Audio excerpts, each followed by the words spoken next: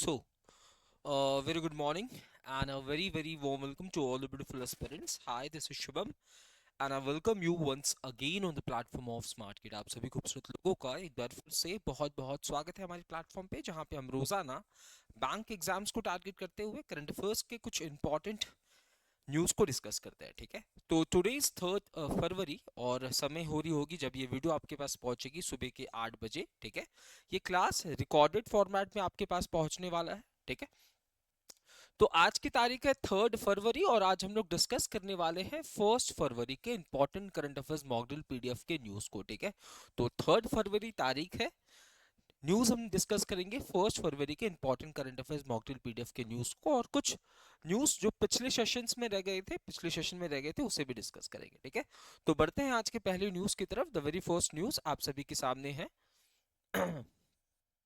I hope आप सभी की प्रिपरेशंस बेहतरीन चल रही होगी। ठीक है, अभी रिजल्ट आया, जो लोग क्वालिफाई हो चुके हैं मेंस के लिए उनको बहुत बहुत शुभकामनाएं, और जो नहीं हो पाए हैं तो टेंशन लेने की बात नहीं है। एसबीआई क्लर्क पीओ आने वाला है, पूरा साल बचा हुआ है।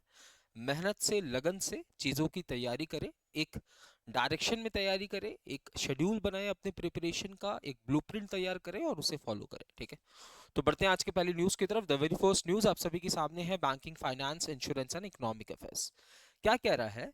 Insurance Regulatory Development Authority of India caps health insurance premium hike for senior citizen. तो यहाँ पे कहा जा रहा है ना, insurance Regulatory Development Authority of India के द्वारा कि ये जो प्रीमियम है, लेट्स से एक पर्टिकुलर प्रीमियम है, इसको यहाँ पे फिक्स कर दिया गया है कि इससे ऊपर प्रीमियम में हाइक नहीं होगा।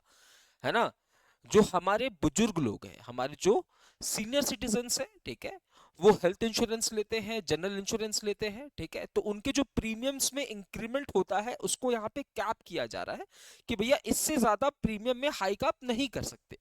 मैंने बोला कि भैया एक क्लास में 40 ही बच्चा रहेगा, यानी कि मैंने एक सेट कर दिया टारगेट, एक अपर लिमिट सेट कर दिया कि 40 से ज्यादा बच्चा नहीं हो सकता है। तो यहाँ पे इंश्योरेंस प्रीमियम में जो हाइक है वो 10% से ज्यादा नहीं हो सकता है। किसके लिए? बुजुर्गों के लिए, जब वो जनरल इंश्योरेंस या फिर हेल्थ इंश्योरेंस प्रोडक्ट्स को अवेल कर रहे हैं। ये कहना किसका है?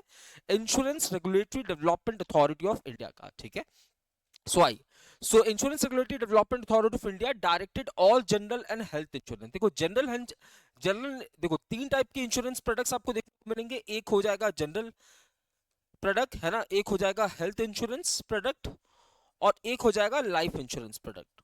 लाइफ इंश्योरेंस प्रोडक्ट में क्या होगा भैया, है ना, आपकी अगर डिमाइस हो जाती है, अगर आप मैंने कोई लाइफ इंश्योरेंस प्रोडक्ट ले रखा है और अगर मेरी डेथ हो जाती है, तो मेरी जो नॉमिनी है या जो मेरी फैमिली है, उसको फाइनेंशियल बेनिफिट मिलने वाला है। उसको क्या मिलेगा? फाइनेंशियल बेनिफिट मिलने वाला है, जिस जितने का भी मैंने 1 करोड़ का लाइफ इंश्योरेंस प्रोडक्ट ले रखा था और मैंने प्रीमियम 10 लाख की भर रखा है, तो फिर भी मुझे 1 करोड़ का, मेरी फैमिली को, मेरी नॉमिनी को 1 करोड़ का फाइनेंशियल बेनिफिट यहाँ पे होने वाला है। हेल्थ इंश्योरेंस में क्या होता है भैया? हेल्थ इंश्योरेंस में सभी मेडिकल एक्सपेंसेस यहाँ पे बियर किए जाते हैं, सभी टाइप के मेडिकल एक्सपेंसेस यहाँ पे बियर किए जाते हैं। और जनरल इंश्योरेंस में क्या होगा? जनरल इंश्योरेंस में आपका एक्सीडेंट भी कवर हो जाता है। ठीक है, आपकी कोई नेचुरल कैलामिटी से कुछ नुकसान हुआ, ये भी बियर हो जाता है। आपकी चोरी हो रही है कोई चीजें, तो ये भी बियर हो जाता है। तो तीन टाइप के आपको इंश्योरेंस प्रोडक्ट देखने को मिलेंगे, एक लाइफ इंश्योरेंस प्रोडक्ट, एक हेल्थ और एक जनरल इंश्योरेंस प्रोडक्ट। तो यहाँ पे क्या कहा जा रहा है? जनरल इंश्योरेंस कंपनीज को कहा जा रहा है, हेल्थ इंश्योरेंस कंपनीज को कहा जा रहा है कि आपकी जो प्रीमियम हाइक है, आप प्रीमियम हाइक बेशक करिए, बट जो सीनियर सिटीजन होंगे उनके प्रीमियम में 10% से ज्यादा का हाइक नहीं हो सकता है। 10% से ज्यादा का हाइक नहीं हो सकता, ये कहना है। ठीक है, तो not to increase premium beyond 10% per annum for senior citizen. ठीक है, साथ ही साथ indemnity based health insurance policy. Indemnity based health, देखो हेल्थ इंश्योरेंस का मतलब समझ गया, जहां पे आपके मेडिकल एक्सपेंसेस बियर हो रहे हैं। तो indemnity based health insurance policy में क्या होता है भैया? एक वो हेल्थ इंश्योरेंस पॉलिसी या वो हेल्थ इंश्योरेंस प्लान, ठीक है, जहां पे आपकी जो हेल्थ हेल्थ रिलेटेड एक्सपेंसेस है ना, वो एक पर्टिकुलर लिमिट तक ही बियर किया जाएगा इंश्योरेंस कंपनी के द्वारा, एक पर्टिकुलर लिमिट तक ही बियर किया जाएगा इंश्योरेंस कंपनी के द्वारा। लेट्स से भैया आपने आपको एक इंश्योरेंस प्रोडक्ट खरीदना चाहते हो, हेल्थ इंश्योरेंस प्रोडक्ट खरीदना चाहते हो, तो जब आप प्रोडक्ट खरीदने वाले होंगे तभी आपको ये बात इंटीमेट कर दिया जाएगा कि हम आपके मेडिकल एक्सपेंसेस का 70% बियर करेंगे, 80% बियर करेंगे एंड रिमेनिंग आपको ही बियर करना पड़ेगा, ठीक है। तो general indemnity based health insurance policies generally pay for actual hospitalisation expenses incurred during the treatment up to policy sum insured limit, है ना, सम इंश्योर्ड लिमिट तक यहाँ पे ही बियर किया जाता है। प्रीमियम रेट क्या होता है? Based on estimated claims, outgo and expenses including acquisition cost incurred by insurance company for acquiring and servicing insurance policy. तो यहाँ पे प्रीमियम रेट को डिसाइड करने के लिए यहाँ पे इंश्योरेंस कंपनी जो है वो acquisition cost, acquiring, servicing, insurance policy cost सब कुछ ऐड करके जो है प्रीमियम अमाउंट जो है वो डिसाइड करती है। तो यहाँ पे insurance Regulatory Development Authority of India ने कहा है general insurance company and health insurance companies को कि भैया जो प्रीमियम रेट्स में इंक्रीज किया जाता है एनुअल बेसिस पे, इसको 10% से ज्यादा आप नहीं कर सकते सीनियर सिटीजन्स के लिए, ठीक है। Indemnity based health insurance policies वो प्लान्स होते हैं जहां पे एक स्पेसिफिक लिमिट तक आपके मेडिकल एक्सपेंसेस को बियर किया जाता है, ठीक है। हेल्थ इंश्योरेंस है तो मेडिकल एक्सपेंसेस को बियर किया जाता है। प्रीमियम रेट जो है एस्टिमेट किया जाता है, एक्सपेंसेस वगैरह है ना, प्रीमियम आपको कितना पे करना है ये डिसाइड इंश्योरेंस कंपनी इस तरीके से तो करेगी कि भैया मेरा कितना खर्चा आ रहा है ना, मेरे कितने एक्सपेंसेस हो रहे हैं इस सर्विसेज को आप तक पहुंचाने में, तो उन सभी को मद्देनजर रखते हुए प्रीमियम रेट जो है वो डिसाइड किया जाता है, ठीक है। Insurance Regulatory Development Authority of India, इसके चेयरपर्सन हो जाएंगे देवाशीष पांडा, 1999 में ये स्टैब्लिश हो रहा है। गेस ये बातें क्लियर हो गई हो। अगली न्यूज की तरफ बढ़ते हैं। Finvasia partners with Yes Bank to launch AI enable super application जिसका नाम है Jump. So fintech firm, financial tech firm है जिसका नाम है फिनवेशिया, है ना, इसने लॉन्च किया है जंप जो कि artificial intelligence driven financial super application है। तो ये एक एप्लीकेशन है आर्टिफिशियल इंटेलिजेंस बेस्ड फाइनेंशियल, है ना, फाइनेंशियल एप्लीकेशन है, यानी कि आपको भैया इन्वेस्टिंग, है ना, आपको बैंकिंग सॉल्यूशन देगा, सेविंग सॉल्यूशन देगा, पेमेंट्स, इन्वेस्टिंग, बोरोइंग, सारी चीजें एक ही एप्लीकेशन पे। और क्या है? आर्टिफिशियल इंटेलिजेंस बेस्ड है, एआई बेस्ड है, ठीक है। इसी एप्लीकेशन में आपको बैंकिंग सर्विसेज मिलेगी, इन्वेस्टमेंट की फैसिलिटीज मिलेगी, पेमेंट, सेविंग, बोरोइंग, सारी चीजें आपको इसी प्लेटफॉर्म पे मिलने वाली है, ठीक है। इसको डेवलप किया जा रहा है यस बैंक के साथ कोलैबोरेट करके। तो fintech firm Finvasia and yes bank ने मिलकर एक प्लेटफॉर्म को लॉन्च किया है जिसका नाम है जंप, जो कि एआई ड्रिवन फाइनेंशियल प्लेटफॉर्म है, AI driven artificial intelligence driven financial platform है। यानी कि इसी पर्टिकुलर प्लेटफॉर्म पे आपको सारी फाइनेंस रिलेटेड सॉल्यूशंस मिलने वाले हैं। बैंकिंग सर्विसेज, इन्वेस्टिंग करना है तो वो भी आप यहीं से कर सकते हो, आपको पैसा बोरो करना है वो भी यहीं से कर सकते हो, ठीक है। मोटिव क्या है देखिए, to onboard 1 million users by January 2026 by targeting 50% of online shoppers based in tier 2 and tier 3 cities. तो यहां पे कहा जा रहा है कि 2026 तक हम लोग 1 मिलियन यूजर्स इस पर्टिकुलर प्लेटफॉर्म पे ऑनबोर्ड कराना चाहते हैं।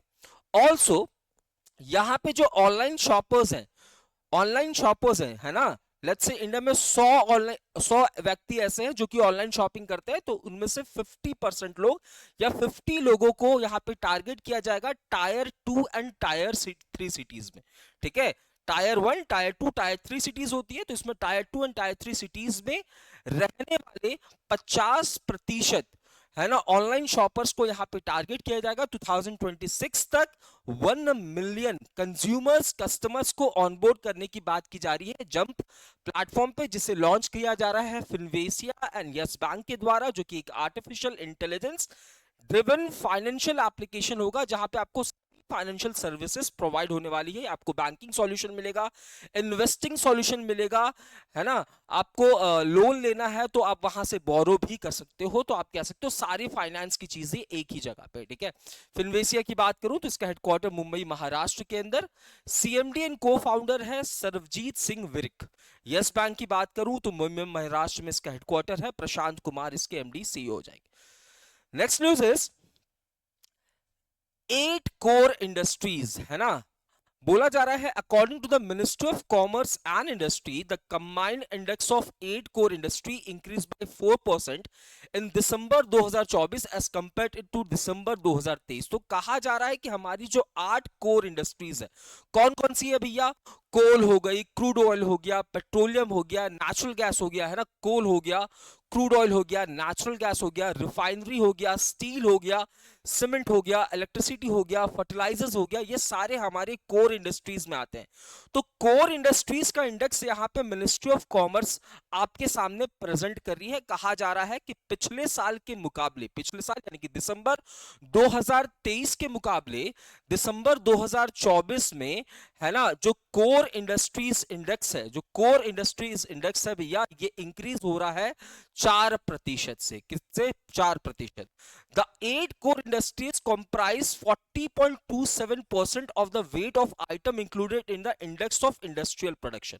अब देखो, ये जो 8 कोर इंडस्ट्रीज है ना, ये इंडेक्स ऑफ इंडस्ट्रियल प्रोडक्शन का 42.27% वेटेज रखता है। बात समझ रहे हो? अब इंडेक्स ऑन इंडस्ट्रियल प्रोडक्शन में कौन कौन से प्रोडक्ट्स हो जाते हैं, कौन कौन से सेक्टर के प्रोडक्ट्स हो जाते हैं? जैसे आपको माइनिंग, मैन्युफैक्चरिंग, इलेक्ट्रिसिटी, ठीक है, basic goods, capital goods, intermediate goods, ये सारे किस में आते हैं? ये सारे आते हैं इंडेक्स ऑफ इंडस्ट्रियल प्रोडक्शन। तो इन सभी प्रोडक्ट्स के अंदर, है ना, कोर इंडस्ट्रीज का जो कंट्रीब्यूशन है ये 40.27% है। ये बात भी आपको याद रखना है। The cumulative growth rate of, है ना, आईसीआई यानी कि core industries index from April to December 2024-25 is 4.2%। तो आप देखो, अप्रैल से लेकर दिसंबर 2024 तक, है ना, जो ग्रोथ रेट है किसके अंदर भैया? तो 8 कोर इंडस्ट्रीज के अंदर ये 4.2% की ग्रोथ में आगे बढ़ रहा है। The sector wise production and cumulative index of 8 core sectors are given बोलो। तो यहाँ पे सेक्टर वाइज कंट्रीब्यूशन भी आपको नीचे फ्लो चार्ट में दिया गया है। ठीक है, फिर से समझते हैं मैंने क्या कहा। मैंने कहा मिनिस्ट्री ऑफ कॉमर्स ने आपके सामने डेटा रखा है। ये डेटा बता रहा है कि इंडिया की जो कोर इंडस्ट्रीज है कितनी, 8 कि कितना कंट्रीब्यूट कर रही है। तो एक डेटा में कहा गया कि दिसंबर 2023 के मुकाबले दिसंबर 2024 में इसकी ग्रोथ रेट 4% है। ठीक है, साथ ही साथ कहा गया यहाँ पे अप्रैल से लेकर दिसंबर 2024-25 के बीच में इसकी ग्रोथ रेट 4.2% है। साथ ही साथ ये भी कहा गया कि ये जो इंडेक्स ऑफ इंडस्ट्रियल प्रोडक्शन है, जिसमें आपको बहुत सारी सेक्टर्स जैसे mining, manufacturing, electricity, basic goods, capital goods, intermediate goods देखने को मिलेगी। इनमें से जो 8 कोर इंडस्ट्रीज का कंट्रीब्यूशन है ये 40.27% है। ये बात भी यहां पे कहा गया है। ठीक है, अब देखते हैं 8 कोर इंडस्ट्रीज का भैया कंट्रीब्यूशन। तो यहां पे देखिए कोल, है ना, कोल का वेटेज है 10.33%। प्रोडक्शन इंक्रीज हो रहा है। देखिए 2023 में प्रोडक्शन दिसंबर 2024 5.3% से इंक्रीज हुआ है। क्यूमुलेटिव इंडेक्स फ्रॉम अप्रैल दिसंबर 2024, देखो ये दिसंबर 2024 का है, ये अप्रैल से दिसंबर 2024 का है, कितना 6.2% इंक्रीज। फिर क्रूड ऑयल वेटेज है 8.98%, दिसंबर 2024 में इतना इंक्रीज, इस पर्टिकुलर पीरियड में इतना इंक्रीज, है ना। उसके बाद natural gas, petroleum and refinery, fertiliser, steel, cement, electricity, ये हमारी 8 कोर इंडस्ट्रीज है। दिसंबर में इसका प्रोडक्शन कितना रहा, अप्रैल से दिसंबर के बीच में, है ना, इसका इंडेक्स कितना शो कर रहा है, कितना राइज शो कर रहा है। ठीक है, ये बात आपको ध्यान रखनी है। एग्जाम में आपसे क्वेश्चन पूछ लेगा कि क्यूमुलेटिव इंडेक्स अप्रैल से दिसंबर के बीच में क्रूड ऑयल का कितना रहा, नेचुरल गैस का कितना रहा। देखो क्रूड ऑयल डिक्लाइन हो रहा है ना, बाकी सारे इंक्रीज हो रही है। आइए, security exchange board of India issues guidelines for performance evaluation of market infra institutions. ठीक है, तो यहां पे देखिए क्या हो रहा है, सभी ने गाइडलाइंस इशू किया है। ठीक है, किसके लिए? तो मार्केट इंफ्रा इंस्टीट्यूशंस कैसे परफॉर्म कर रही है उसके लिए गाइडलाइंस इशू किया गया है। मार्केट इंफ्रा इंस्टीट्यूशंस कैसे परफॉर्म कर रही है। तो मार्केट इंफ्रा इंस्टीट्यूशंस का अगर मैं एग्जांपल बोलूं तो जैसे शेड्यूल कमर्शियल बैंक्स, ये एग्जांपल हो जाते हैं मार्केट इंफ्रा, है ना। शेड्यूल कमर्शियल बैंक्स हो गए, उसके बाद स्मॉल फाइनेंस बैंक्स हो गया, एनबीएफसीज हो गए, एनबीएफसीज हो गए, ये सारे क्या हो जाते हैं, ये सारे मार्केट इंफ्रा इंस्टीट्यूशंस होते हैं। तो ये कैसा परफॉर्म कर रहे हैं, है ना, इसको इवैल्यूएट करने के लिए एक गाइडलाइंस इशू किया गया है security exchange board of India के द्वारा। आइए देखिए क्या कह रहा है। Security Exchange Board of India announced guidelines for evaluation of performance of statutory committee of market infrastructure institution by external agency to bring consistency and uniformity। तो कहा जा रहा है कि जो मार्केट इंफ्रा इंस्टीट्यूशंस है ना, ये कैसा परफॉर्म कर रहे हैं, इसके लिए हम लोग एक्सटर्नल कमिटी को, एक्सटर्नल एजेंसी को फॉर्म करेंगे, एक्सटर्नल एजेंसी को फॉर्म करेंगे जो कि इनके परफॉर्मेंस को इवैल्यूएट करेगा, जो कि इनके परफॉर्मेंस को इवैल्यूएट करेगा। किसके परफॉर्मेंस को? मार्केट इंफ्रास्ट्रक्चर इंस्टीट्यूशन के परफॉर्मेंस को इवैल्यूएट करने के लिए एक्सटर्नल एजेंसीज को फॉर्म किया जाएगा, है ना, कंसिस्टेंसी एंड यूनिफॉर्मिटी लाने के लिए। अगर मैं मार्केट इंफ्रास्ट्रक्चर इंस्टीट्यूशंस की बात करूं, to appoint an independent external agency to evaluate performance and function of the statutory committees, है ना, तो इनकी स्टैट्यूटरी कमिटीज और इनकी फंक्शनिंग को इवैल्यूएट करने के लिए एक्सटर्नल कमिटी को फॉर्म किया जाएगा। इनके एग्जांपल्स हो जाते हैं जैसे stock exchange, clearing corporation, depositories, ये सारे इसके एग्जांपल हो जाते हैं, ठीक है, ये सारे इसके एग्जांपल हो जाते हैं। सॉरी, हाँ, एमआईएस के एग्जांपल जो है वो stock exchange, clearing corporation, depositories है, ये इससे कैंसिल आउट कर दो, है ना, शेड्यूल कमर्शियल बैंक्स नहीं है वो, मैं लेंडिंग इंस्टीट्यूशंस की बात कर रहा हूँ। This needs to be done once every year. कहा जा रहा है कि जो इवैल्यूएशन है वो हर 3 साल में एक बार करने की जरूरत है। फर्स्ट इवैल्यूएशन जो है ये कवर करेगा फाइनेंशियल ईयर 2025 को, यानी कि 24-25 को कवर करेगा, विद रिपोर्ट ड्यू बाय सितंबर 30 2025, और ये रिपोर्ट सभी के पास 30 सितंबर 2025 में सबमिट करनी होगी। External evaluation will give 40% weightage to roles and responsibility and 30% each of effectiveness of meetings and governance aspect on the appointment of an external agency, MIAs are required to obtain approval from SEBI। तो यहाँ पे है ना, external agency के appointment के लिए MIS को सेबी से अप्रूवल लेने की जरूरत है। तो यहाँ पे सेबी ने गाइडलाइंस इशू किया है, किस लिए भैया? तो market infrastructure institutions, who are they? तो stock exchange, clearing corporation, depositories, दो टाइप की है हमारे पास, ठीक है। तो इनके लिए यहाँ पे गाइडलाइंस प्रेजेंट किया गया है कि अगर आप अपने इवैल्यूएशन के लिए एक एक्सटर्नल एजेंसी को हायर करना चाहते हैं कि आप कैसा काम कर रहे हैं, उसके लिए आपको मेरे से अप्रूवल लेने की जरूरत है। साथ ही साथ 3 साल में एक बार ये इवैल्यूएशन होना चाहिए। पहला इवैल्यूएशन 2024-25 का, जिसकी रिपोर्ट जो है सितंबर 30 2025 तक सबमिट हो जानी चाहिए, ये बात भी इसमें कही गई है, ठीक है। आई अगली news national and state affairs की है। तो यहाँ पे new Delhi World Book Fair 2025, तो यहाँ पे एक बुक एग्जीबिशन लग रहा है, ठीक है, जिसका नाम क्या है? New Delhi World Book Fair 2025। Inaugurate कौन कर रही है? प्रेसिडेंट द्रौपदी मुर्मू। कहां पे? भारत मंडपम में। कब होने वाला है? 1 फरवरी 2025। ये जो new Delhi World Book Fair 2025 है, इसका थीम है रिपब्लिक एट 75। ये 1 से 9 फरवरी के बीच में होगा। फोकस कंट्री आपको याद रखना है रशिया, ठीक है। जैसे कोलकाता बुक फेयर हुआ था, 46 नंबर का कोलकाता बुक फेयर हुआ था, कोलकाता बुक फेयर हुआ था, तो जहां पे फोकस कंट्री बुक फेयर हुआ था, वहां पे फोकस कंट्री कौन थी? स्पेन थी, वहां पे फोकस कंट्री स्पेन थी, ठीक है। वैसे ही यहाँ पे फोकस कंट्री है रशिया। इसे ऑर्गेनाइज किया जा रहा है National Book Trust and which comes under the Ministry of Education. Co-organiser या वेन्यू पार्टनर है ITPO and which comes under the Ministry of Industry and Commerce, ठीक है। फिर से प्रेसिडेंट द्रौपदी मुर्मू ने New Delhi World Book Fair 2025 को इनॉग्रेट किया। Inaugurate करेंगे कब? 1 फरवरी 2025। कहां पे? भारत मंडपम में। थीम है रिपब्लिक एट 75। 1 से 9 फरवरी के बीच में होगा। फोकस कंट्री है रशिया। ऑर्गेनाइज किया जा रहा है नेशनल बुक ट्रस्ट, जो कि मिनिस्ट्री ऑफ एजुकेशन के लिए काम करेगी। को ऑर्गेनाइजर है आईटीपीओ, जो कि Ministry of Industry and Commerce के लिए काम करने वाली। आई next news is Queen's University Belfast to launch campus in Gift City। Where is Gift City? Gift City is in Gandhinagar, है ना। गिफ्ट सिटी कहां पे है? गांधीनगर गुजरात के अंदर, गांधीनगर गुजरात के अंदर, गांधीनगर गुजरात के। अगर आपको याद हो, रिसेंटली हमने डिस्कस किया था क्या? रिसेंटली हमने डिस्कस किया था बच्चा, अगर आपको याद हो, university of Southampton, university of Southampton, है ना, ये पहली यूनिवर्सिटी हो रही थी, पहली यूनिवर्सिटी अब्रॉड की, जो कि अपना ऑफशोर कैंपस खोल रही है। कहां पे? इंडिया के अंदर, और इंडिया में कहां पे? गुरुग्राम के अंदर। कहां पे? गुरुग्राम के अंदर। इसके बाद अगर आपको याद हो, आईआईटी मद्रास, आईआईटी मद्रास अपना कैंपस कहां खोल रहा है? Zanzibar, Zanzibar which is in Tanzania, which is in Tanzania. इसके बाद आईआईटी दिल्ली, अगर आपको याद हो, ये अपना कैंपस कहाँ खोल रहा है, अबू धाबी में, अबू धाबी में। इसके बाद आईआईटी खड़गपुर, ये आईआईटी दिल्ली कर लो। इसके बाद आईआईटी खड़गपुर देखो, आईआईटी खड़गपुर अपना कैंपस कहाँ खोला, मलेशिया के अंदर, मलेशिया के अंदर, ठीक है। यूनिवर्सिटी ऑफ साउथहैम्पटन अपना इंटरनेशनल कैंपस कहाँ खोला, गुरुग्राम के अंदर।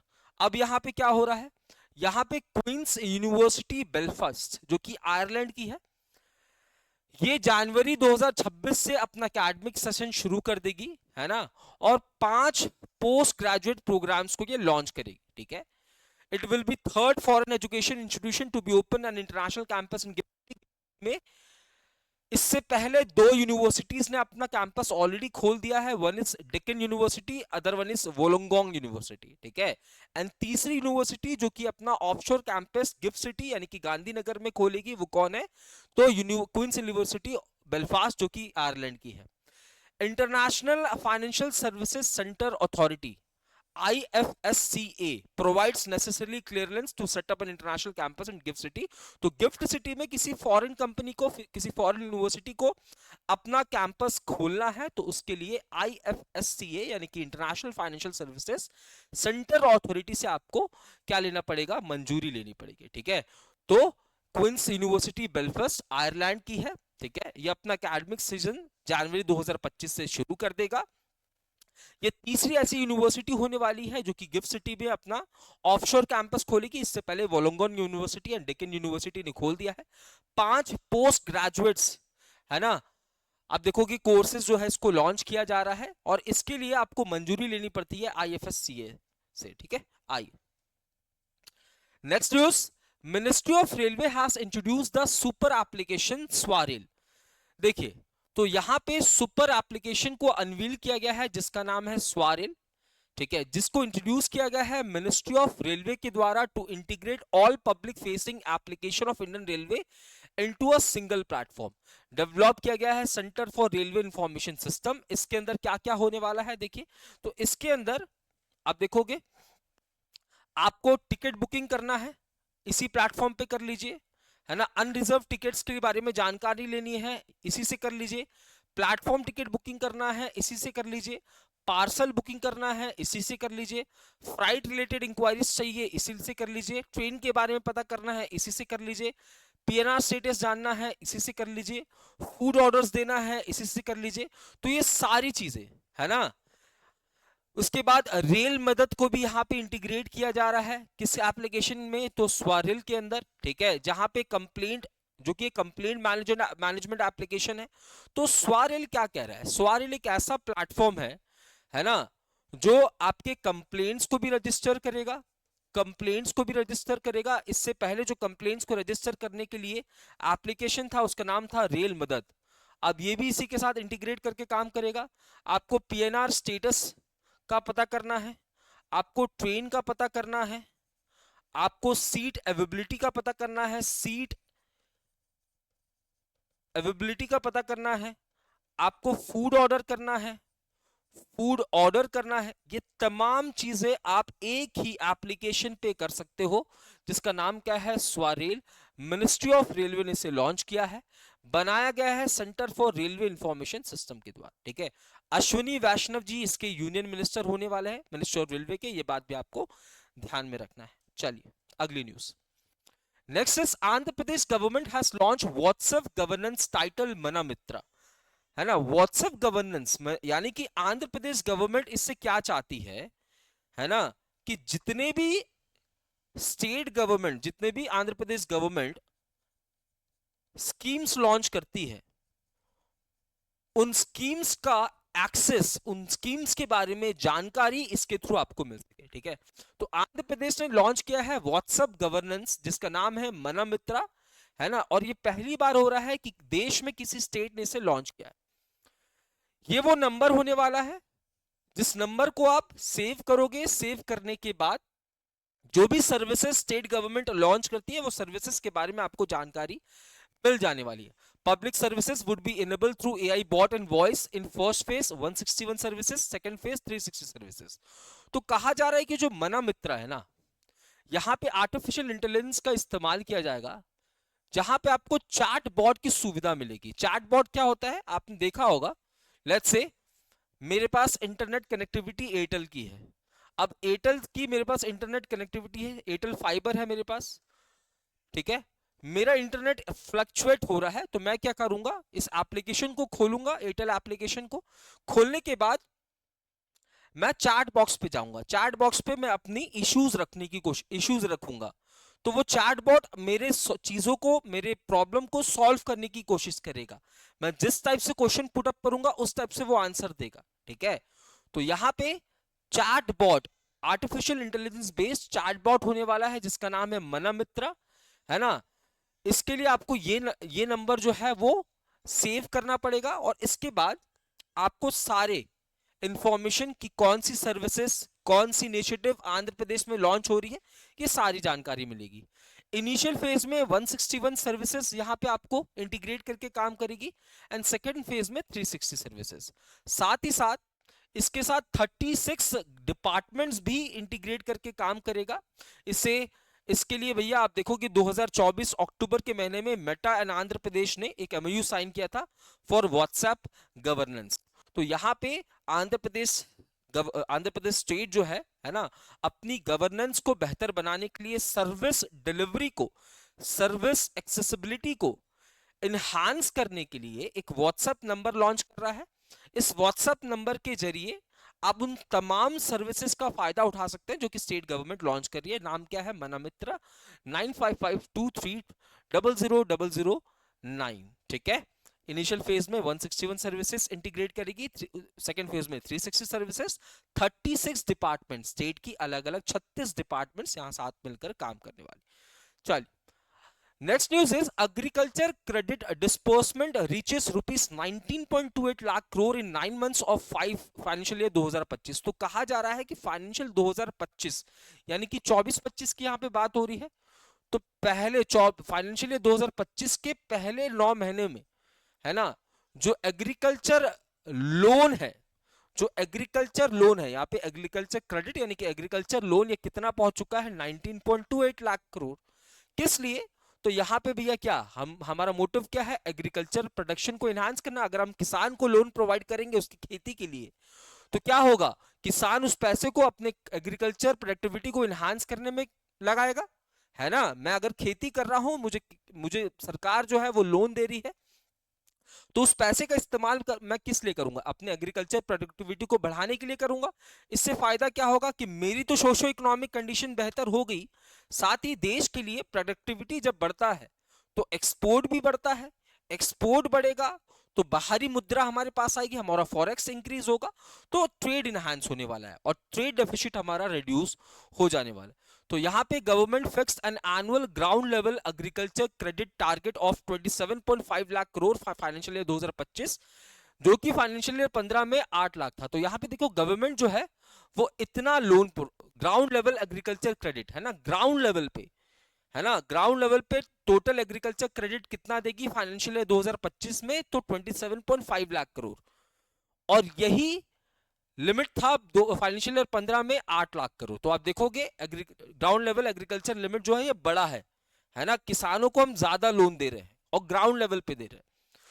मोटिव क्या है, to boost credit to rural sector. तो रूरल सेक्टर में जो किसानी रहते हैं भैया, किसान को यहाँ पे क्रेडिट अवेलेबिलिटी आसानी से मिल सके ताकि वो सोशो इकोनॉमिक कंडीशन को बेहतर बनाए। It has dedicated sub target of 4.20 lakh crore for allied activities like dairy, poultry, sheep, goat, piggery, etc. साथ ही साथ यहाँ पे कहा जा रहा है कि एक सब टारगेट बनाया गया है जिसमें इतना पैसा अलॉट किया गया है, ठीक है, और इन पैसों का इस्तेमाल किस लिए किया जाएगा, तो सरकार क्रेडिट देगी, है ना, डेयरी, पोल्ट्री, शीप, गोट, पिगरी, है ना, ऐसे लोग, है ना, जो लोग इस फील्ड में काम कर रहे हैं। Against this target, agriculture credit of 19.28 lakh crore has been disbursed as of December 31, 2024, which is 70% achievement, है ना। तो टोटल 27.5 लाख करोड़ था, टोटल 27.5 लाख करोड़ था, ठीक है, जिसमें से आप देखोगे इतना जो है डिस्पर्स कर दिया गया है, इसमें से इतना डिस्पर्स किया गया है यानी कि 70% डिस्पर्स कर दिया गया है। 30% रिमेनिंग है। इन फाइनेंशियल 2024 यानी कि 23-24 की बात हो रही है, एग्रीकल्चर क्रेडिट डिस्बर्समेंट रीच इतना। आप देखोगे फाइनेंशियल 2024 में इतना लाख करोड़ का डिस्बर्समेंट हुआ था, फाइनेंशियल 2025 में 27.5 लाख करोड़ का टारगेट हम लोग रख रहे हैं। Average annual growth rate of agriculture credit disbursement over past decade है ना, ये इंक्रीज बाय 13%। तो आप देखोगे पास्ट डिकेड से, यानी कि डिकेड मतलब 10 साल है ना, agriculture disbursement credit agriculture credit disbursement जो है ये लगातार इंक्रीज होता हुआ नजर आ रहा है, ये बात भी आपको ध्यान रखना है। तो गवर्नमेंट ने बोला है क्या कि फाइनेंशियल 2025 में हम लोग 27.5 लाख करोड़ है ना क्रेडिट फैसिलिटी प्रोवाइड करेंगे रूरल एरियाज में, ठीक है, किसानों को। इसमें एक सब टारगेट बनाया गया है 4.20 लाख करोड़ का, इसी में से जो कि डेयरी पोल्ट्री वगैरह जगहों पे दिया जाएगा, ठीक है।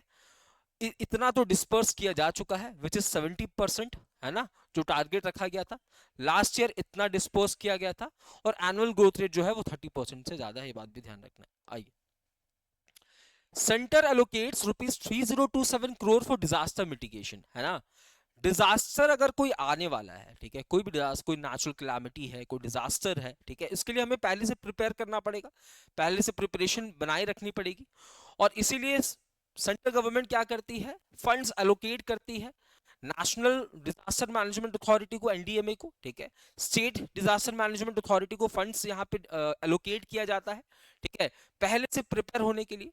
सो a high level committee approved 3027.86 crore for disaster mitigation project across various states, ठीक है। तो यहाँ पे हाई लेवल कमेटी जिसको लीड किया गया अमित शाह जी के द्वारा, जहां पे निर्मला सीतारमण जी, शिवराज सिंह चौहान, सुमन बेरी जो कि नीति आयोग के वाइस चेयरमैन है, ये भी मौजूद थे। तो इस कमेटी ने डिसाइड किया कि इतना फंड्स हम लोग एलोकेट करेंगे डिजास्टर मिटिगेशन के लिए, अलग अलग स्टेट्स के अंदर अलग अलग अमाउंट पहुंचाया जाएगा। It approved a project for catalyst assistance to 12 most drought prone states. तो यहां पे आप देखोगे है ना 12 ऐसे स्टेट्स जहां पे बहुत ज्यादा सूखा पड़ता है, वहां पे भी कुछ फंड्स एलोकेट किए जाएंगे। टोटल कॉस्ट भैया इन स्टेट्स के अंदर कितना अलॉटमेंट किया जाएगा, 2022 करोड़, ठीक है, जिसमें सेंटर का शेयर 1200 करोड़ होगा, स्टेट का शेयर रिमेनिंग होगा, ठीक है। वो स्टेट्स कौन कौन से हैं देखो, आंध्र प्रदेश, बिहार, 1 2 3 4 5 6 7 8 9 10 11 12, ठीक है।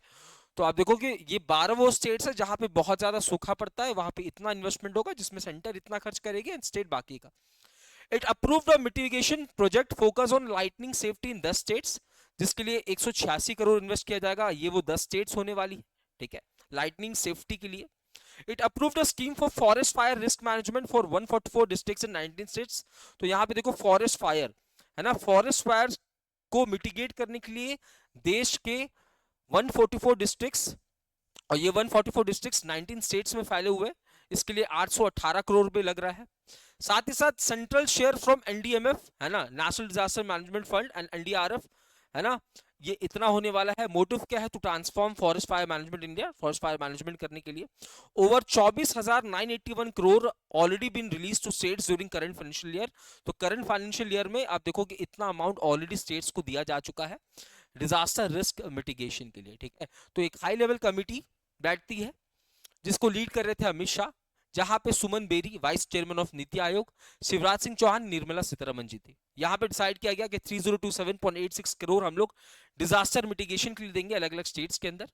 नंबर 1, 12 स्टेट्स के अंदर ऐसे स्टेट्स जहां पे सूखा पड़ता है उनको 2022.16 करोड़ दिया जाएगा, जिसमें सेंटर का शेयर इतना होगा, ये वो स्टेट्स है।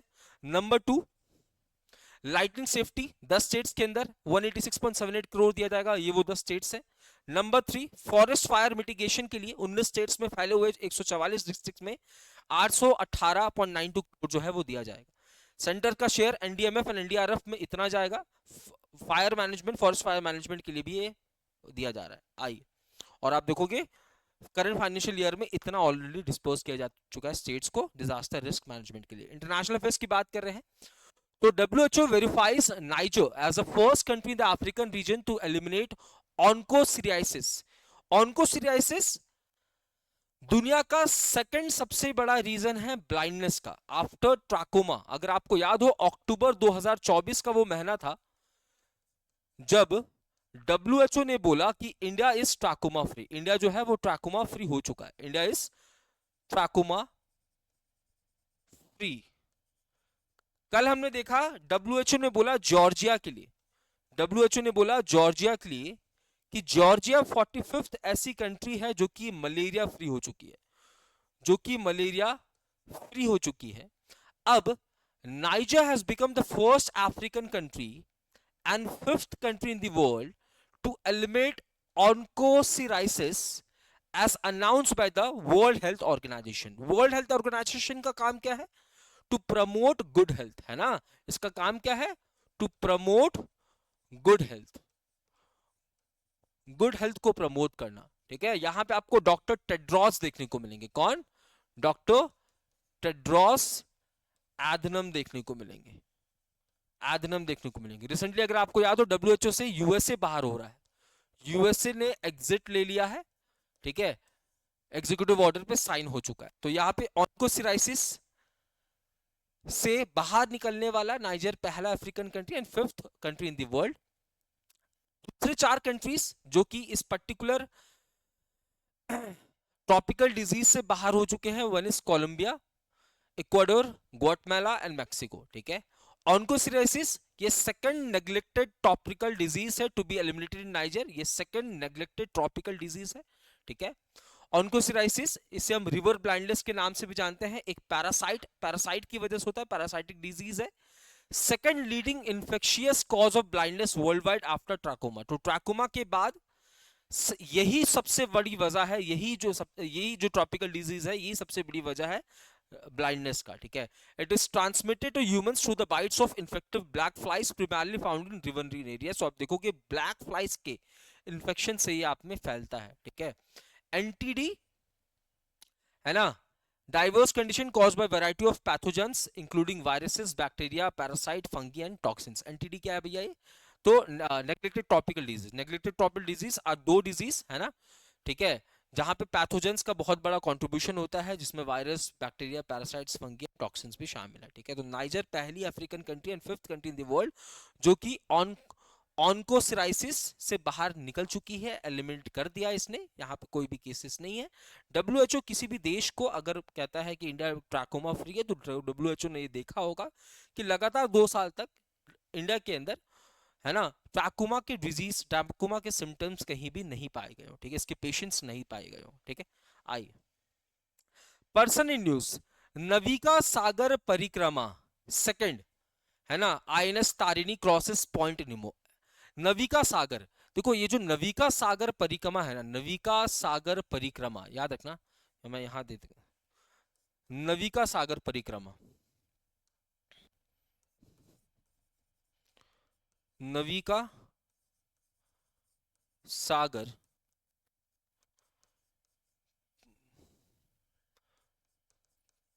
परिक्रमा।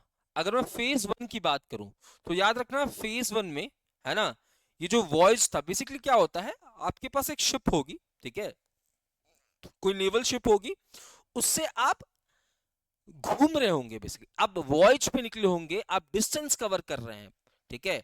तो यहाँ पे जो नविका सागर परिक्रमा फर्स्ट था, ठीक है, नविका सागर परिक्रमा फर्स्ट था, ये 254 डेज का वॉयज था, 254 डेज का वॉयज होने वाला था।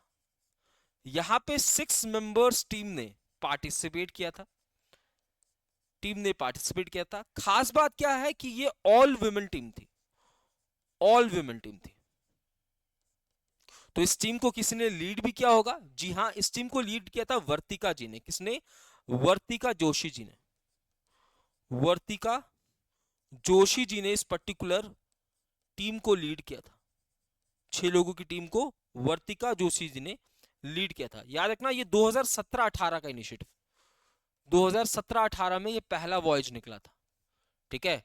पहला वॉयज 2017-18 में वर्तिका जोशी जी ने इसको लीड किया था। और इसी वजह से भैया आप देखोगे, इसी वजह से नेशनल जियोग्राफी ने एक कैंपेन भी चलाया था। उस कैंपेन का नाम क्या बताओगे? अब देखो बहुत बड़ी बात है भैया, एक है ना, ऑल विमेन, है ना, सभी महिलाओं ने एक वॉयज के लिए निकली है। 254 डेज का वॉयज था। आप देखो ऑलमोस्ट 1 साल से 100 दिन कम, 90 दिन कम, 80 दिन कम, 1 साल का वॉयज जिसमें सिर्फ महिला जा रही है, और डिफरेंट डिफरेंट कंट्रीज, न्यूजीलैंड, अलग अलग जगह पे इन्होंने ट्रैवल किया था, पार्क स्ट्रेट, अलग अलग जगह पे ट्रैवल किया था। तो एक बहुत बड़ी बात है। और इसी वजह से नेशनल ज्योग्राफिक ने एक कैंपेन भी चलाया था ताकि और भी देशों की जो नेवल ऑफिसर्स हैं वो मोटिवेट हो सके। तो कुल मिलाकर ये जो इनिशिएटिव है ये विमेन एम्पावरमेंट की बात करता है कि हाँ, महिला भी कुछ चीजें कर सकती हैं। तो अब यहाँ जो फेज 2 लॉन्च किया गया था, जहां पे फेज 2 लॉन्च किया गया था, जहां पे जिसको लीड कौन कर रही थी, दिलना एंड रूपा, अगर आपको याद हो, है ना, दिलना एंड रूपा ने इसको लीड किया था। तो आईएनएस तरिणी से ये लोग जा रही थी, ये पहुंच चुके हैं पॉइंट नीमो, ठीक है। कब? जनवरी 30 2025, नविका सागर परिक्रमा 2, ठीक है। ये लोग न्यूजीलैंड से होते हुए आप देखोगे लिटलॉटन न्यूजीलैंड से होते हुए पोर्ट स्टैनली फॉक आइलैंड तक पहुंची, है ना। दिल्ला एंड रूपा भैया इसको लीड कर रही है। पॉइंट निमो एक प्लेस है ना, साउथ पैसिफिक के अंदर, ठीक है, एक रिमोट लोकेशन है। इट इज सिचुएटेड अप्रोक्सीमेटली इतना kilometre from nearest land mass, है ना। आप देखोगे पूरा पानी में है ना, लैंड इसके लैंडमार्क जिस पॉइंट निमो वो प्लेस है, एंड जिस लैंड जो है वो दूर दूर तक नहीं है, और लैंड आएगा लगभग 2600 किलोमीटर के बाद। INS Tarini is sailing around the world as part of quest to become first team of double-handed circumnavigators from India, ठीक है। और दो लोग यहाँ पे लीड कर रही हैं इसको, ठीक है। तो ये बहुत बड़ी बात है।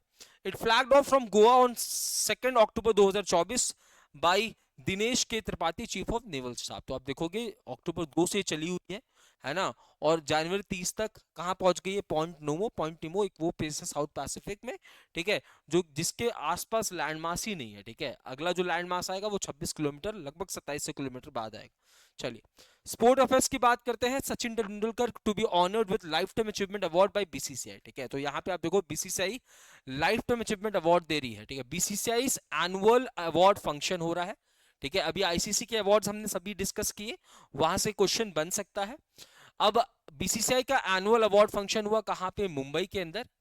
सचिन 31st रिसिपेंट बन गए हैं, है ना, किसके, तो CK Naidu life time achievement award के, ठीक है। इन्होंने 664 इंटरनेशनल मैच खेला है। सबसे ज्यादा रन्स है इनके टेस्ट में इन 200 मैचेस, सबसे ज्यादा रन्स है इनके ओडीआई में इन 463 मैचेस, ठीक है। सबसे ज्यादा मैचेस इन्होंने खेला, ये आपको पता है। इन्होंने सिर्फ एक T20 मैच खेला है, ठीक है। He is the only player with 100 century in career, 51 century इनके ओडीआई में है, 49 सॉरी इनके 51 सेंचुरी टेस्ट में, है ना, और ओडीआई में 49 सेंचुरीज है। विराट कोहली के टेस्ट में ओडीआई में कितने सेंचुरीज है, 50 सेंचुरीज है ना, 50 सेंचुरीज है, इनसे ज्यादा है। Life time achievement award in 2023, है ना, ये जो CK Naidu life time achievement award है ना, 2023 में मिला था रवि शास्त्री को, ठीक है, हेड कोच है, एंड फारूक इंजीनियर को, जो कि विकेट कीपर बैट्समैन थे। इस अवार्ड की शुरुआत 1994 में हुई थी, है ना। इंडिया के पहले कप्तान जिनको ऑनररी कर्नल की भी उपाधि मिली है, सीके नायडू जी, ठीक है। तो 1994 में एक अवार्ड की शुरुआत होती है, किसके नाम पे, तो कर्नल सीके नायडू, जो कि फॉर्मर इंडियन कैप्टन रह चुके हैं, ठीक है। और इस बार 31st life time achievement award, इनके नाम का ही जो अवार्ड है, CK Naidu life time achievement award, किसे मिल रहा है, तो सचिन रमेश तेंदुलकर जी को। और 2023 में अवार्ड मिला था रवि शास्त्री जी को, ठीक है। आइए next news, schemes and initiative की बात कर रहे हैं। तो म्यूचुअल क्रेडिट गारंटी स्कीम किसके लिए, एमएसएमईज के लिए। तो यहाँ पे गवर्नमेंट ऑफ इंडिया ने अप्रूव किया है introduction of a new credit guarantee scheme. किसके लिए है गारंटी स्कीम, जिसका नाम है म्यूचुअल क्रेडिट गारंटी स्कीम, और ये micro small and medium enterprises को दिया जाएगा, ठीक है। किसमें, तो फाइनेंशियल 2025 के बजट में। मोटिव क्या है, to provide 60% guarantee coverage by NCGTC, यानी कि भैया, है ना, National Credit Guarantee Trustee Company Limited, ठीक है, National Credit Guarantee Trustee Company Limited.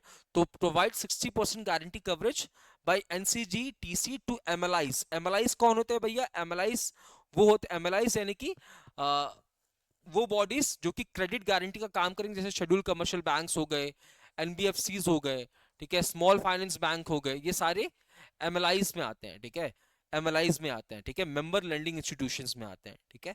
तो यहाँ पे एम क्या है, to provide 60% guarantee coverage by NCGTC to MLIs for credit facility. तो एमएलआईज अगर क्रेडिट फैसिलिटी देगी, है ना, scheduled commercial bank, small finance bank, NBFCs अगर एमएसएमईज को गारंटी एमएसएमईज को क्रेडिट देगी, ठीक है, क्रेडिट देगी, तो इसमें 60% गारंटी कवरेज जो है वो ये बॉडी देने वाली है, ठीक है, कि मतलब लेट्स से 100 रुपए इन्होंने उधार दिया, ठीक है, और ये उधार पे नहीं हो पाया, तो इसमें से 60% का गारंटी होगा कि भैया हम एमएलआईज को, ये एमएलआईज को रिटर्न कर देंगे, और up to ₹1000 crore to eligible MSMEs, ठीक है।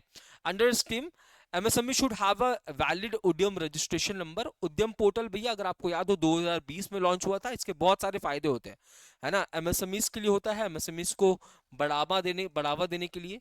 अगर आप इसमें रजिस्टर्ड हो, एमएसएमईज अगर इसमें रजिस्टर्ड है, तो आप देखोगे बहुत सारी बेनिफिट्स मिलती हैं, टैक्स रिडक्शन होता है ना, लो इंटरेस्ट में आपको लोन वगैरह मिल जाता है। Loan amount guaranteed under scheme will not exceed 100 crore, मैंने आपको बताया 100 करोड़ का यहाँ पे लोन अमाउंट होने वाला है। Minimum cost of equipment machinery 75% of the project cost, ठीक है। For loans up to 50 crore, repayment period 8 साल है, जिसमें मॉरिटोरियम पीरियड जो है 2 साल का एक्सटर्नल आपको पीरियड मिल जाता है। And initial contribution 5% of loan amount will need to be deposit at time of application for guarantee cover, है ना। लेट्स से आपको 100 करोड़ का लोन है, तो उसमें से उसका 5% आपको एज ए गारंटी जो है वो सबमिट करने की जरूरत है, ये बात भी कही गई है। This scheme will be applicable to all loan sanction under MCGS MSME for 4 years for date of issue of operational guidance scheme, और till a cumulative guarantee of 7 lakh crore is issued which was earlier. तो यहाँ पे 4 साल के लिए ये scheme चलेगा, और या तो 7 लाख करोड़ का सरकार अगर लोन दे देगी, उसके बाद ये स्कीम बंद हो जाएगा, ठीक है। या तो 4 साल तक चल जाए, या तो एमएसएमई ने 7 लाख करोड़ का लोन ले लिया हो, तब भी ये बंद हो जाएगा। तो गवर्नमेंट ने अप्रूव किया है न्यू क्रेडिट गारंटी स्कीम, जिसका नाम है म्यूचुअल क्रेडिट गारंटी स्कीम। किसके लिए? एमएसएमईज के लिए, जहां पे एनसीजीटीसी एमएलआईज को गारंटी देगी 60% का लोन, तो एमएलआईज देगी, है ना। लेट्स से एमएलआई ने 100 करोड़ का लोन दिया और एमएसएमई ने वापस नहीं कर पाए, तो 60% जो है कम से कम ये एमएलआईज को वापस कर दिया जाएगा, ठीक है। एक एमएसएमई को 100 करोड़ से ज्यादा लोन नहीं मिलेगा, एंड 5% का आपको इनिशियल डिपॉजिट करना पड़ेगा एज गारंटी। चलिए रैंक एंड रिपोर्ट्स की बात करते हैं। World university ranking by subject 2025, ये न्यूज़ हमने कल देखा था, बट अच्छे से नहीं देख पाए थे, तो फिर से देख लेते हैं, ठीक है। तो world university ranking by subject है, ठीक है, सब्जेक्ट वाइज। तो टाइम्स हायर एजुकेशन की वर्ल्ड यूनिवर्सिटी रैंकिंग है सब्जेक्ट वाइज, ठीक है। जहां पे देखो ओवरऑल कैटेगरी में Indian institute of sciences Bengaluru 100 में से 99 रैंक पे है, ठीक है। अगर मैं ओवरऑल टॉप 5 यूनिवर्सिटीज की बात करूं जिन्होंने सभी सब्जेक्ट्स में बेस्ट परफॉर्म किया है, तो यहां पे Oxford university, Massachusetts institute of technology, Harvard, Princeton university, university of Cambridge, ठीक है। उसके बाद कैटेगरी वाइज रैंकिंग की बात कर लेते हैं, सब्जेक्ट वाइज, ठीक है। कंप्यूटर साइंस में इंडिया की तरफ से Indian institute of sciences Bengaluru, जिसकी रैंकिंग 96 है। इसी पर्टिकुलर सब्जेक्ट में टॉप किया है ऑक्सफोर्ड यूनिवर्सिटी ने। लॉ एंड साइकोलॉजी की बात करूं तो इंडिया की तरफ से दिल्ली यूनिवर्सिटी ने टॉप किया है, ये 300 वाले रैंक पे आ रही है ना। और इसी पर्टिकुलर लॉ में टॉप किया है स्टैनफोर्ड ने ओवरऑल, एंड साइकोलॉजी में स्टैनफोर्ड ने टॉप किया है ओवरऑल, ठीक है।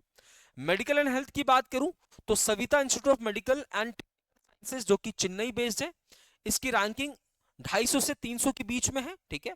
इसी पर्टिकुलर सर्विस सब्जेक्ट में यूनिवर्सिटी ऑफ ऑक्सफोर्ड जो है वो टॉप कर रहा है। आर्ट्स एंड ह्यूमैनिटीज की बात करूं तो इंडिया में Jawaharlal Nehru university and DU इसे टॉप कर रही है, ये 401 से लेकर 500 के रैंकिंग में है, ठीक है। साथ ही साथ जादवपुर यूनिवर्सिटी भी इसी रैंकिंग में 600 प्लस रैंकिंग में है, ठीक है। और इससे टॉप किसने किया इस पर्टिकुलर सब्जेक्ट को? तो एमआईटी ने। बिजनेस एंड इकोनॉमिक्स की बात करूं तो इंडिया की तरफ से MIT, KIT, university Bhubaneswar, university of petroleum energy Dehradun and DU, जो कि 400 से लेकर 500 के रैंकिंग पे है, और इस पर्टिकुलर सब्जेक्ट में एमआईटी ने टॉप किया है। Globally MIT and Stanford university, जो कि दोनों यूएसए से बिलोंग करती है ना, among the top 3 across all 11 subject, तो सभी 11 सब्जेक्ट्स में, है ना, टॉप 3 में तो ये है ही ये universities. Stanford, Harvard and Cambridge university only institution represented in top 10 universities across 11 subjects, है ना। एक ये 3 ही ऐसी यूनिवर्सिटीज है, ठीक है, जो कि टॉप 10 यूनिवर्सिटीज में शामिल है, सभी 11 सब्जेक्ट, टोटल 11 सब्जेक्ट, ठीक है। उसके बाद US dominated top 10 list across all subject and is the most represented country for each subject world analysis. तो आप देखोगे टॉप 10 लिस्ट में, है ना, डोमिनेट कर रही है यूएसए, आप देखोगे मोस्ट रिप्रेजेंटेड कंट्री कौन हो जाएगी? यूएसए हो जाएगी। चलिए अगली न्यूज, फोर्ब्स 50 ओवर 50 ग्लोबल, ठीक है। तो उर्मिला आशेर, किरण मजुमदार शॉ एंड शीतल पटेल, है ना, इनको पहले edition of Forbes 50 over 50 global list में शामिल किया गया, यानी कि वो महिलाएं जिनकी उम्र 50 है, टॉप 50 महिलाएं, टॉप 50 इन्फ्लुएंशियल महिलाएं, है ना, जिनकी उम्र 50 है, ठीक है, तो क्या कर रहा है 50/50, 50 से ज्यादा है। तो यहाँ पे इंडिया की तरफ से 3 महिला शामिल है। वन इज उर्मिला आशिकर, है ना, इनको गुज्जू बहन के नाम से भी जानते हैं, जिन्होंने गुज्जू बहन का नाश्ता, है ना, नाम की एक बिजनेस को इनॉग्रेट किया था कोविड पैंडेमिक के बाद। इसके बाद किरण मजुमदार शाह, जिनकी नेटवर्थ 3.6 बिलियन है, ये एग्जीक्यूटिव चेयरपर्सन फाउंडर है बायोकॉन एंड बायोकॉन बायोलॉजिक्स के।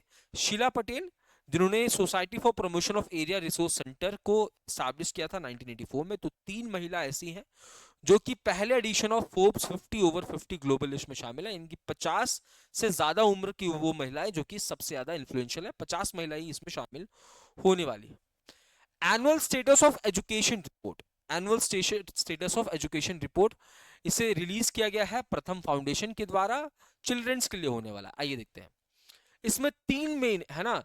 तो यहाँ पे क्या बताएगा, इनरोलमेंट के बारे में बताएगा कि कितने चिल्ड्रंस इनरोल्ड है, एजुकेशन स्टेटस क्या है बच्चों का भारत के अंदर। तो प्रथम फाउंडेशन ने रिलीज किया है, 3 मेन एज ग्रुप को यहाँ पे शामिल किया गया है। पहला प्री प्राइमरी, प्री प्राइमरी कौन से बच्चे पढ़ते हैं, 3 से 5 साल के। एलिमेंट्री, जिसमें 6 से 14 साल के बच्चे पढ़ते हैं। ओल्डर चिल्ड्रन, जिसमें 15 से 16 साल के बच्चे पढ़ते हैं। तो 3 एज क्राइटेरिया, ठीक है। कह रहा है कि enrolment of 3 year old in pre primary institution rose to, बोल रहा है कि इस पर्टिकुलर कैटेगरी में जो इनरोलमेंट है, दाखिला प्रतिशत है, ये बड़ा है। कितना, तो 2018 में 68.1% था, अब ये कितना हो गया 77.4%। 2018 में अगर हमारे देश में 3 से 5 साल के बच्चे 100 थे, तो उसमें से इतने लोग दाखिला लिए थे प्री प्राइमरी इंस्टीट्यूशंस में, अब इतने बच्चे, ठीक है।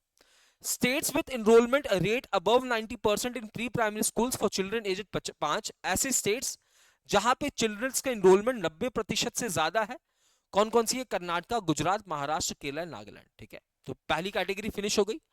दूसरी आ जाती है एलिमेंट्री, जहां पे 6 से 14 साल के बच्चे पढ़ते हैं।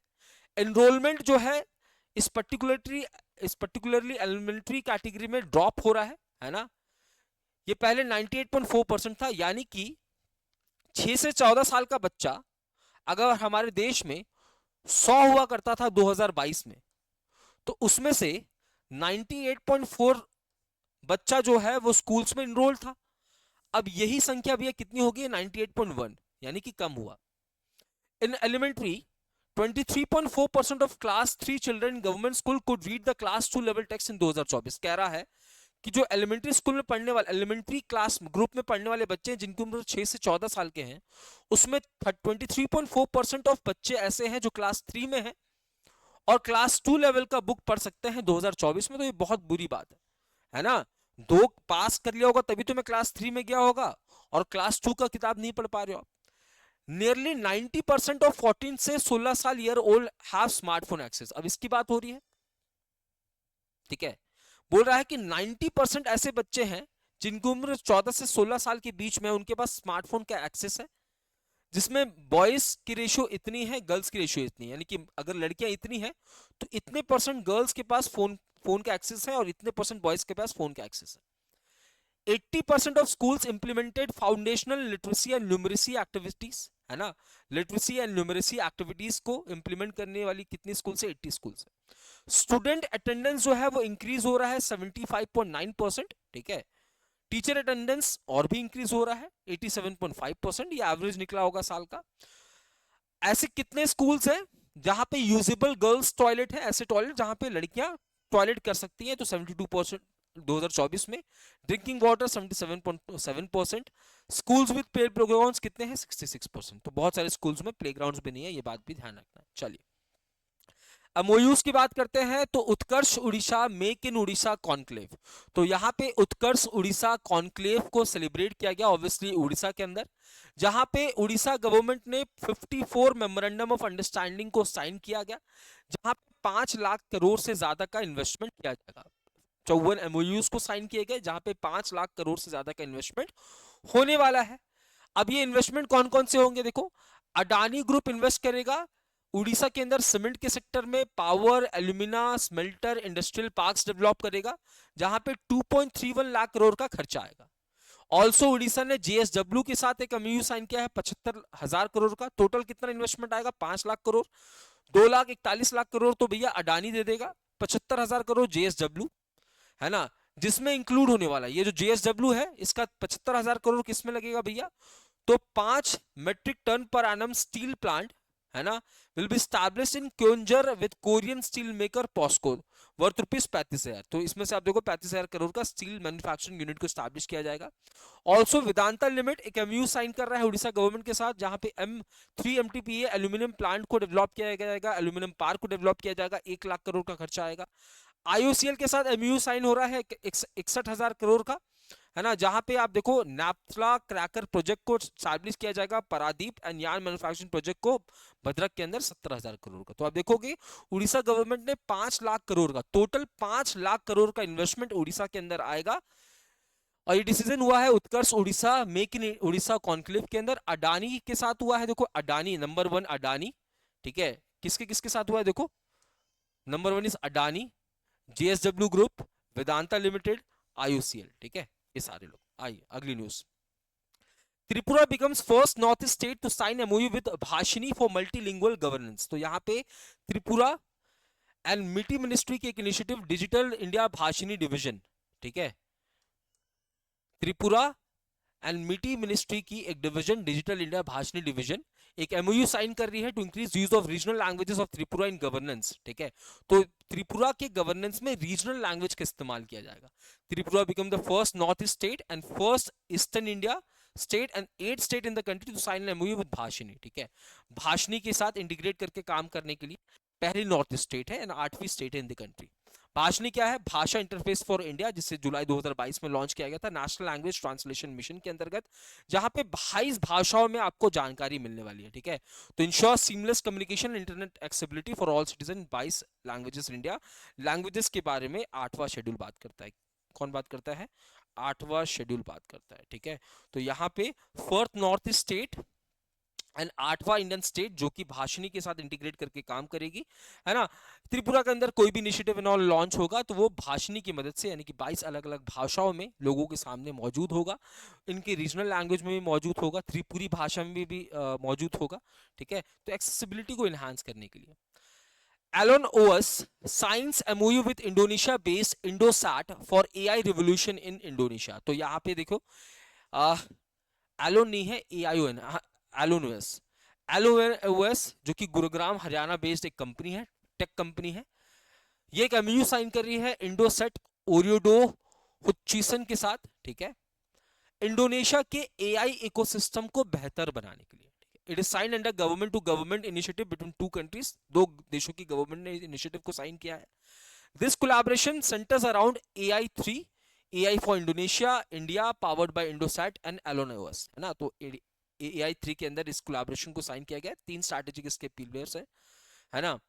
कौन कौन से पिलर्स हैं? Transforming Indonesia travel economy, cultivating knowledge economy, advancing sustainable food security.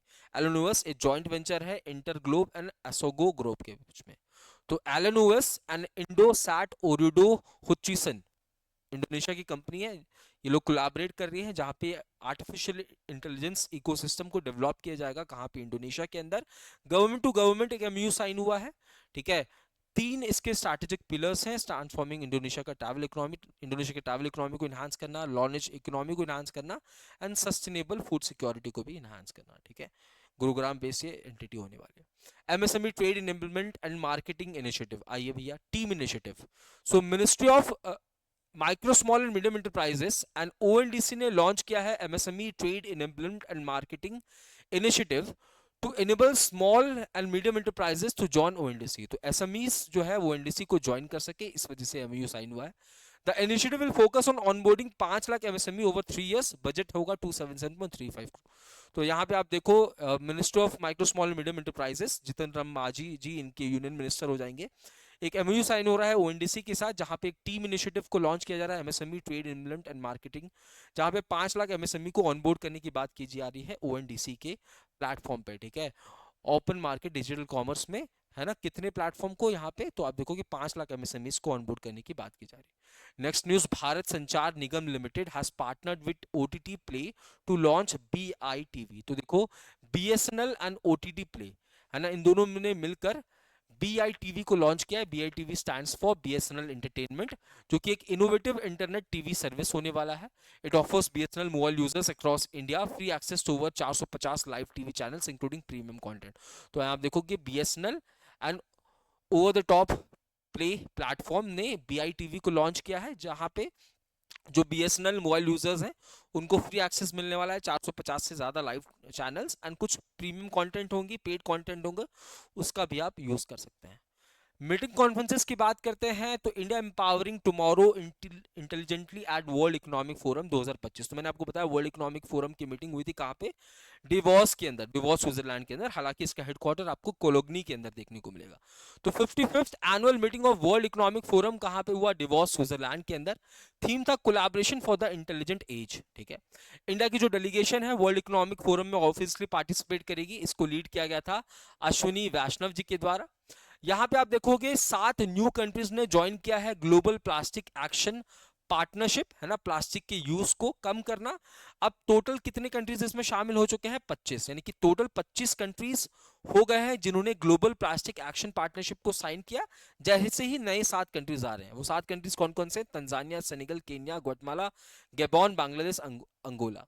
ये जो ग्लोबल ये जो इनॉग्रल मीटिंग है of global art and culture council, है ना, इसे भी वर्ल्ड इकोनॉमिक फोरम के अंदर, डेवोस के अंदर साइन किया गया है, ठीक है। इसके बाद Anant Singh, Indian origin South African film maker है, इनको भी यहाँ पे आप देखोगे इस particular global art and culture council में शामिल किया गया है। 30 न्यू इंडस्ट्रियल क्लस्टर्स भी वर्ल्ड इकोनॉमिक फोरम से ज्वाइन हो रहे हैं इनके ट्रांजिशनिंग इंडस्ट्रियल क्लस्टर इनिशिएटिव से, है ना। क्लस्टर्स कहाँ कहाँ से आप देखोगे, ऑस्ट्रेलिया, ब्राजील, कोलंबिया, इंडिया से 5 है, Netherland, Saudi Arabia, Sweden, Thailand, UK. It brings the total number of participating clusters to 33, है ना। लॉन्च एट, ये जो क्लस्टर्स हैं इसे लॉन्च किया गया था कॉन्फ्रेंस ऑफ पार्टीज 26 2021 के अंदर। मैंने क्या कहा, 55th edition of annual general meeting हुआ वर्ल्ड इकोनॉमिक फोरम का, कहाँ पे, डिवॉस स्विट्जरलैंड के अंदर, जिसकी थीम थी collaboration for the intelligent as.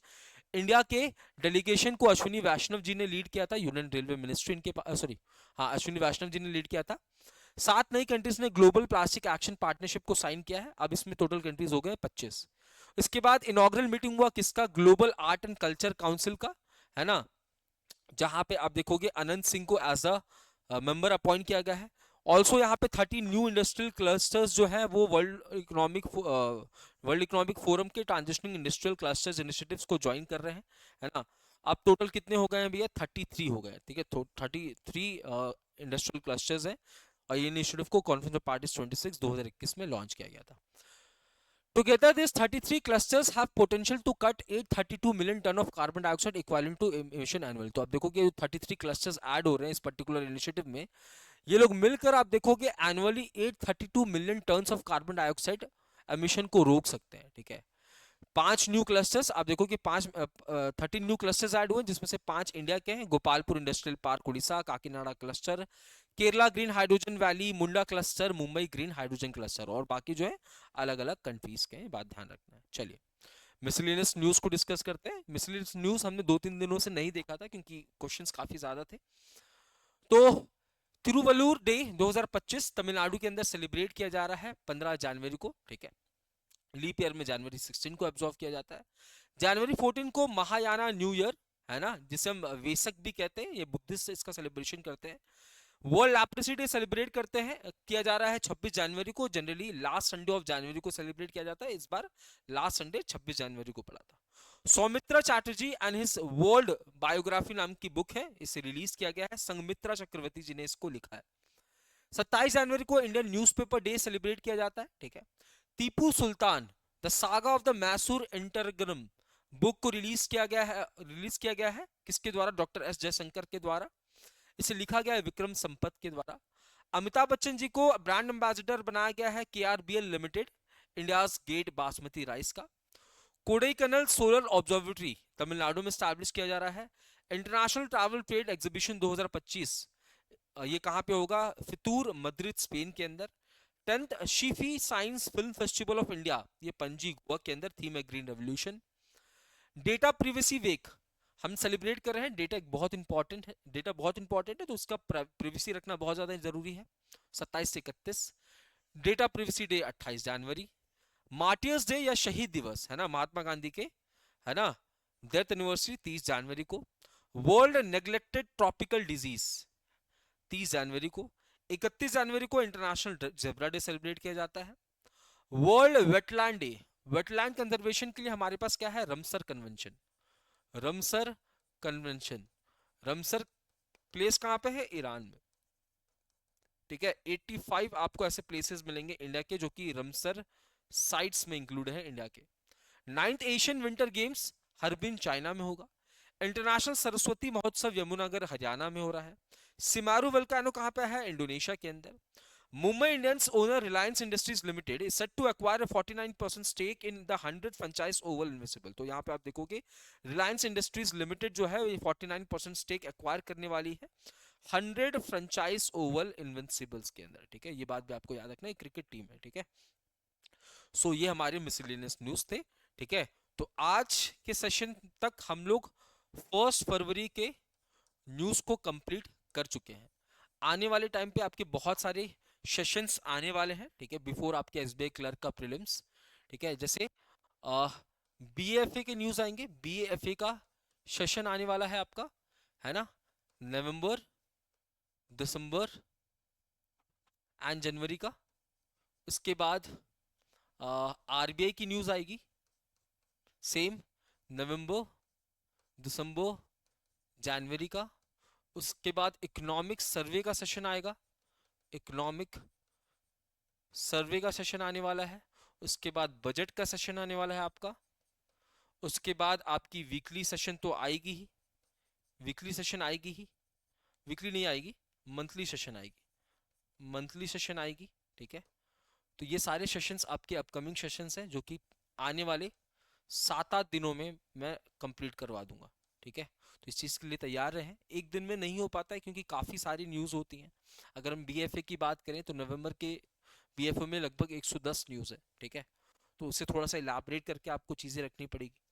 तो थोड़ा सा वक्त दीजिए, आपके एग्जाम से पहले ये सारा चीज़ हम कवर कर देंगे, और जैसे ये चीज़ें कवर हो जाएंगी फिर हम जनवरी के फिर हम फरवरी के भी बीएफए देखेंगे, फरवरी के भी आरबीआई की न्यूज़ को डिस्कस करेंगे। तो इस तरीके से सारी चीज़ें आपकी कंप्लीट हो जाएगी। तो यहाँ तक आज के सेशन को रखते हैं, मिलते हैं। आ, ये सेशन आपके पास पहुंच जाएगी मंडे सुबह 8 बजे, ठीक है, यानी कि 3 तारीख 3 फरवरी 2025 को आपके पास सुबह 8 बजे रिकॉर्डेड फॉर्मेट में पहुंचेगी। फिर ट्यूसडे से आपके पास हम लाइव मौजूद होंगे, ठीक है। तो जय हिंद, जय भारत।